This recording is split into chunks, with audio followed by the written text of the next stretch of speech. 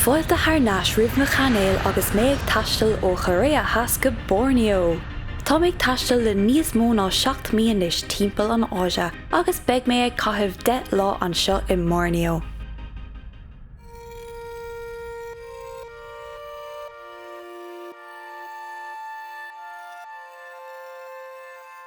Díomh gacéide agus fáilte go Borneo.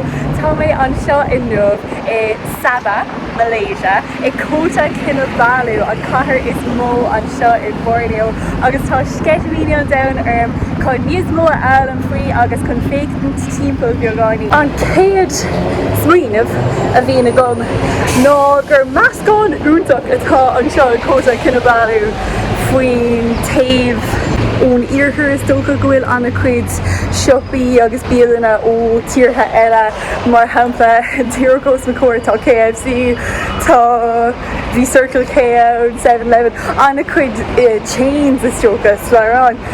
Ach ag an am céine tá anna chuid bialanna tradiisiúnta comáil, tá sceitimíní an domhain chun an bia a chríola amach mar is bralum an bia ó Mhalaeisia. Níl sé sem céad ó Malaysia.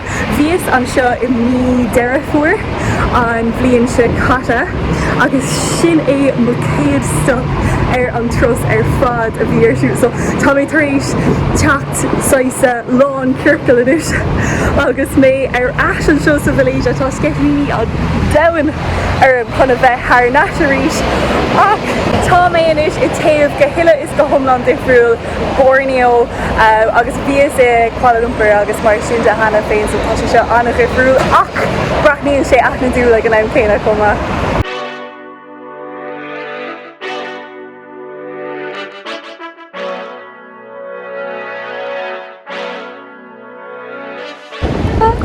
Wow, tá sé seo go hálaigh ar fad cótraficach.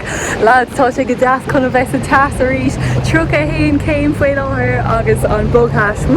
Agus lads, Borneo, oh yeah, cótraficach féice sé go híomh bhhálam léimte seach san isce sin. God lads, tá sé go húnta chun a bheith thar san áide thir has. Cá mé nach mór mí an san áide thir agus cé gréibh sé sin anna hamúil agus bhuiin mé taithne bhas Hong Kong agus Korea has.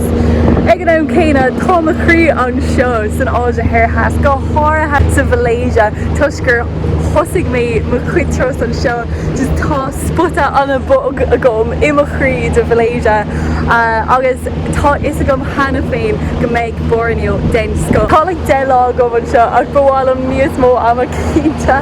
Tá hana féin tá is a gom hana féin. An céad an bhí atá feicethe go an seo I mBorneo an heron sin.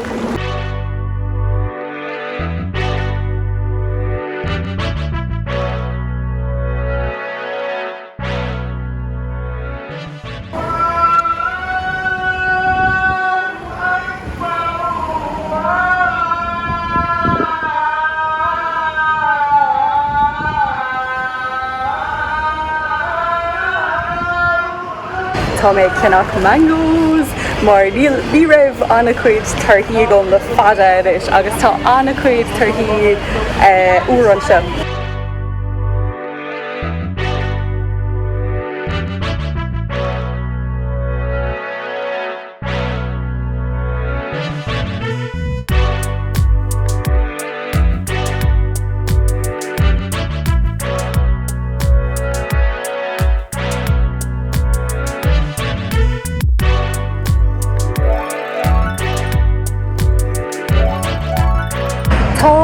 Nu bhí páirt éigent an seo taobh agus ribh seo bhí tú in dul suas cúpa staire go dtí áit chun bhairc áling a bheith a gcuid ar an gcathair ach for réir tá sé dúnta agus tá an túir clige seo faoi tógáil comá so ní féidir le mé sin dhéanamh ceap gohfuil nach mór críoch na leis an gcathair I féin tá sé gur deas chuna í eáil ach ag an am céine tá sé anna scaptha amach so bhí sé aontaí gom dul chuig más éigent ach tá sé like 10 km ón áit seo ní léon umpar poblí ach irid so like tá sé go bra just chun siúil timpeir feag lá nó lá ach níl níos mó amana sin uais ceapam. Na tá mar gan na híthe ar siúil sin agus beag mé ag dul an tínta.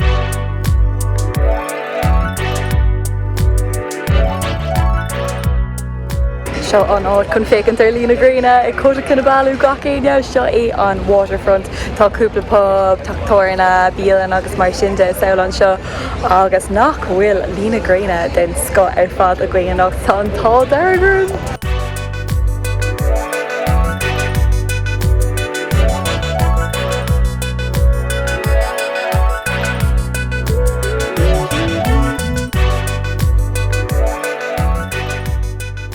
Nach mór an rud is fear príomh arás sa Mhalaeisia arís ná. Tá tairg is bralaway. Télas bíasrí agus mar sin de óla tá mé an rá tá sé gur húnta chun bheith thar sa Mhalaeisia arís. Tá mé dúach ag dul seach mar gan na híthe inis ar foréir tá mé taréis ithe hena féad lads ní féidir lom gad é dhéanamh mar chunig mé bíalinn Indiach agus bhí sé do creite. So bhí sin a gom inónadééis sin ach féic mé réús beag mé ag scópáil amach an áit agus beag mé thnáis híthe an mórach.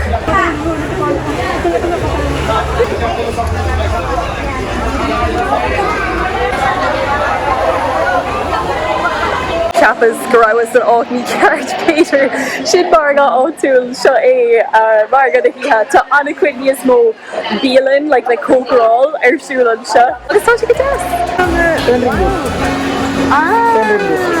Okay.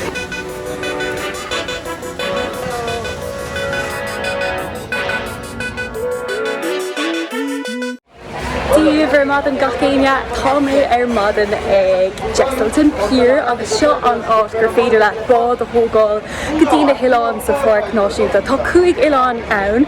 Is féidir le 6 island hopping a dhéanamh ach bhálum níos mó ama chaithh in áit a bháin, so tá chunéis sin a dhéanamh ach mílas go.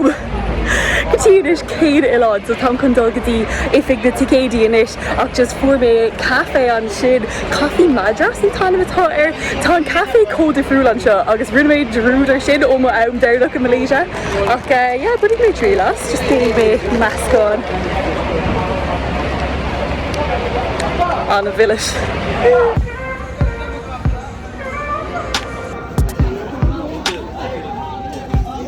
So bhí sin ééis go dóir, bhí sé €7 agus tá mé ag dul chuig mamútic mar léig mé an lína gur sin ceann nach bhfuil anna chuid daine ag dul chuig téan an chuid is mó gotí sapa nu rud éigent, so níl mé dul ann ach déir hin gohfuil an start lú go punta chun seo comá. Tá an brócáis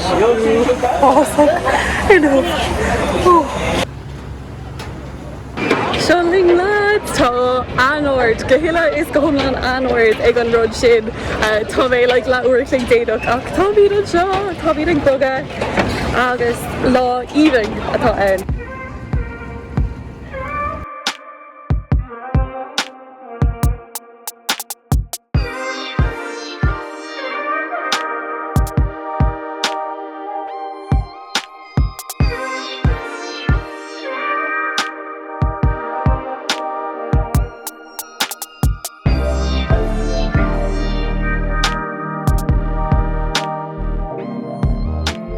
Well, seo é gacéine le uirdaí is déadaí tá mé agus seo i manútic agus tá sé go háling ar fad. Tá sé go nóthach anna chu chuig timp na háite.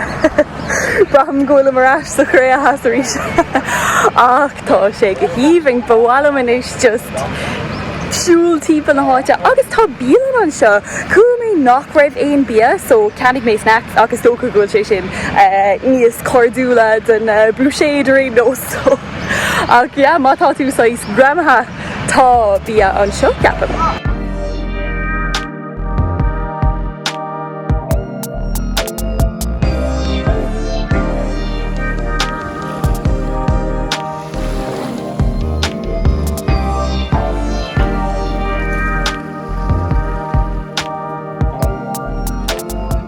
caiig mé rá go bhfuil amáis leis taréis a bheith sa Thlánacha Filipínacha. Tuis go bhfuil tá an isce agus an choréalaigh anseo anna dheas ach tá anna cuid an choréalaigh marmh agus mar sinnde níl anna cuid saoil na mara timpeall Fáilte cúpla iasc agus tá siad deas tá siad dathúil ach caiig mé rá comá tá anna cuid an isce seo salach tá pleisteach agus mar sinnde ann agus is mór an trua é tuisgur áit íomh é ach ja tá anna cuid brúscar is tóg is seach ann so sin ja mór an trua tá ann tá sé fós go híomh ach just leis an timpachcht agus mar sinnde tá sé fíorheachar dus na daoine seo agus caiig na trosthóirí glán suas tar éis siad féin comá tá sé sin cótáach.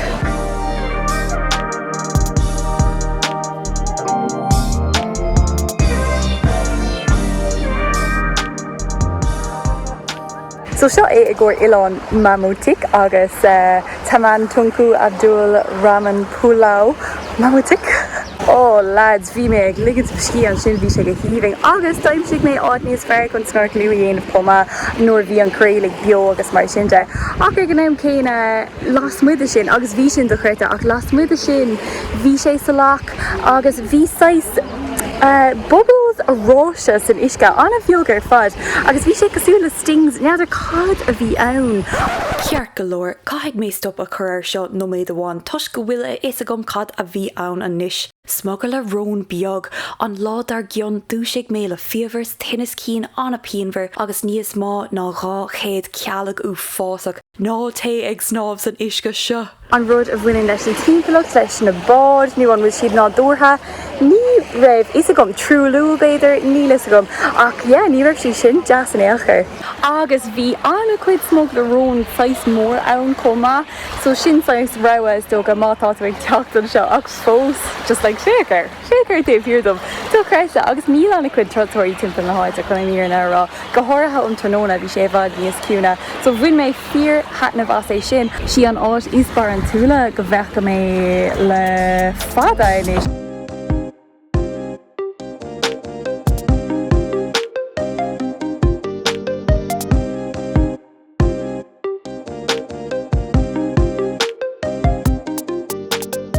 So an deire seachtainna tá ann ihe ine agus mar sin tá margad a híthe speisialta ar siúil ar shráid gaia agus tá sé ar seo so tá sceitimíní an downar manis faoi tríal a bhaint as cúpla bia ó Mhalaeisia. Hi in Sabah, Kota Kinabalu. We hope you enjoy your food. We got a lot of type of food in traditional or anything you can eat in here. Thank you so much. Let's welcome to the afternoon. Bhuiin mé tríal ar anna cuid is na bia tá an seo hena féin so braham go maith go bhfuil am tar éis taithí a bheith gom ar an bia sa Mhalaeisia buchas a DL. Seo mo gára uair sa Mhalaeisia chun íar na rá so nasí go raibh nasí le maith agus mar sin de an bud seo ní is gom cad é. It's peanut.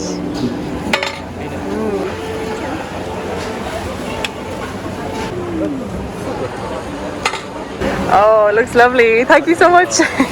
So siad atá gceist ná rís sticky le peanut. Yeah, agus ní hin tú an dológ.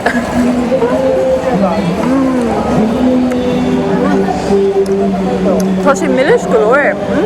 Beidir me seogatáibh. It is like bring it on lads. Go on.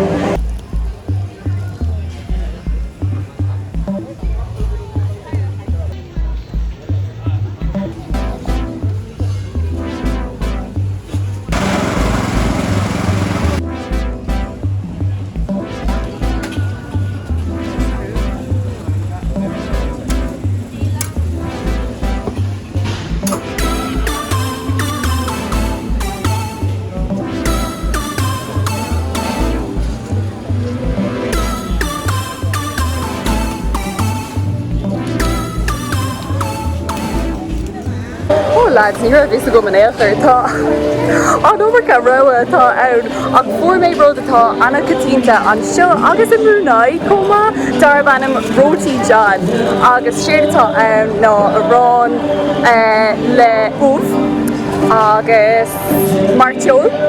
Yeah, so putting me chilas. Wow, okay, tá sé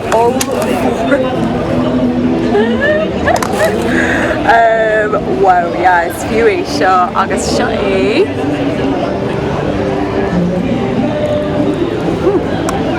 Tá sé go bra.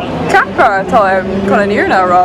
Ach, capra olmhór. Ó, beag mé lán tar éis é seo.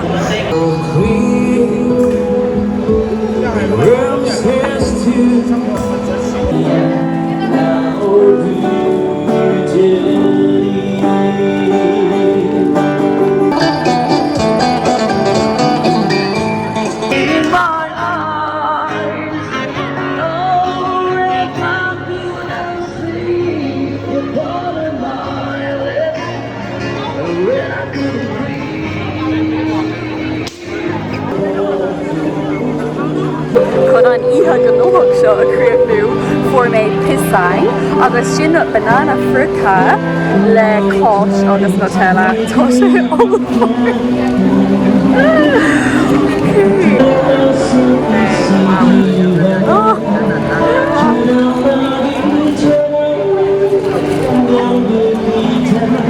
Aon rud fruta lads. De after de.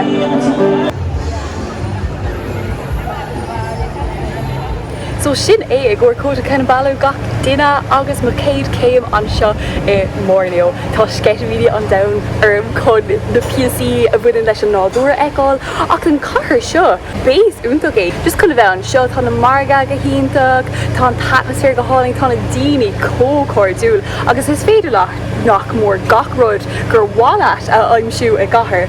Aimsiú an seo. So yeah, Kota Kinabalu, tá tú go hiantach, mBorneo, tá ag feitheamh leat agus go dtí an céad eile slán liv.